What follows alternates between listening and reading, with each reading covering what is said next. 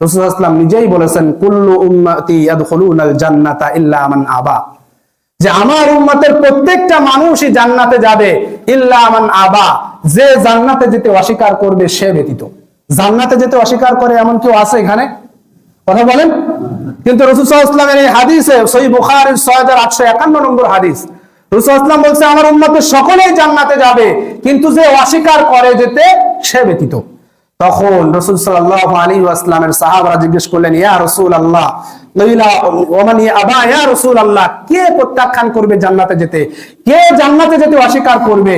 তখন রাসূল সাল্লাল্লাহু আলাইহি ওয়াসাল্লাম বললেন, মান আতাআনি দাখালাল জান্নাহ, যে আমার অনুসরণ করবে সে জান্নাতে যাবে, মান আসানি ফাকাদ আবা, এবং যে আমার অবাধ্য হবে, আমার কথা শুনবে না, আমি যে জীবন ব্যবস্থাটা এনেছি সেই জীবন ব্যবস্থা অনুযায়ী চলবে না, আমার সুন্নাতকে অস্বীকার করবে, আমার পদ্ধতিটাকে যে অস্বীকার করবে সেই মূলত জান্নাতে যেতে অস্বীকার করলো।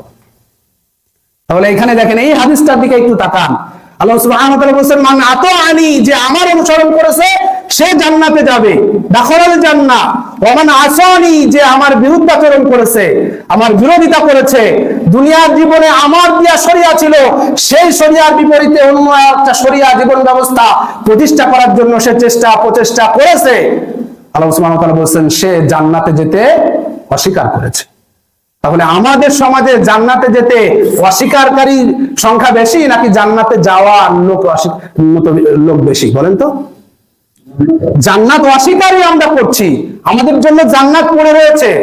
আল্লাহ রাসূল বলছে আমাকে অনুসরণ করলে তোমার জান্নাত, আর আমরা রাসূলের বিরোধিতা করে, রাসূলকে নেতা না মেনে আমার অন্য নেতা নেত্রীদেরকে যেভাবে আনুগত্য, যেভাবে তাদের কথা শুনছি, আর রাসূল সাল্লাল্লাহু আলাইহি ওয়াসাল্লামের আনুগত্য, রাসূল সাল্লাল্লাহু আলাইহি ওয়াসাল্লামের অনুসরণটা আমরা থোড়াই জ্ঞান করছি, আমরা এটাকে অমান্য করছি, অবাধ্য হচ্ছি।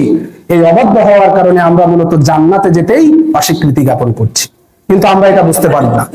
দুনিয়ার জীবনের যে সমস্ত নেতা নেত্রী অনুসরণীয় ব্যক্তিগুলো আছে, তারা আপনাকে সর্বোচ্চ এই দুনিয়ায় সাহায্য করতে পারে, কিন্তু আপনার নেতা যদি মুহাম্মদুর রাসূলুল্লাহ সাল্লাল্লাহু আলাইহি ওয়াসাল্লাম হয়, সে আপনার দুনিয়াতেও নেতা থাকবে, পরকালীন জীবনেও আপনার নেতা থাকবে।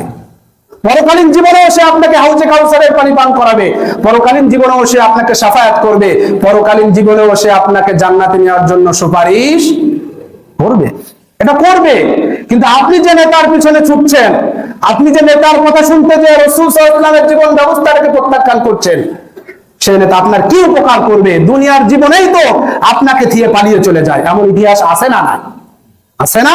যে দুনিয়ার জীবনেই তো তার নিজের স্বার্থের জন্য পালিয়ে গিয়েছে। তো এই তো আপনার জন্য শিক্ষা। কিন্তু রাসূল সাল্লাল্লাহু আলাইহি ওয়াসাল্লামের অনুসরণ যদি আপনি করেন, রাসূল সাল্লাল্লাহু আলাইহি ওয়াসাল্লামের সুন্নাহর ইত্তেবা যদি করেন, রাসূল সাল্লাল্লাহু আলাইহি ওয়াসাল্লাম যে কোরআনটা এনেছে এই কোরআনের অনুসরণ যদি আপনি করেন, তাহলে রাসূল সাল্লাল্লাহু আলাইহি ওয়াসাল্লাম কি আপনাকে ভুলে যাবে? কখনোই ভুলে যাবে না।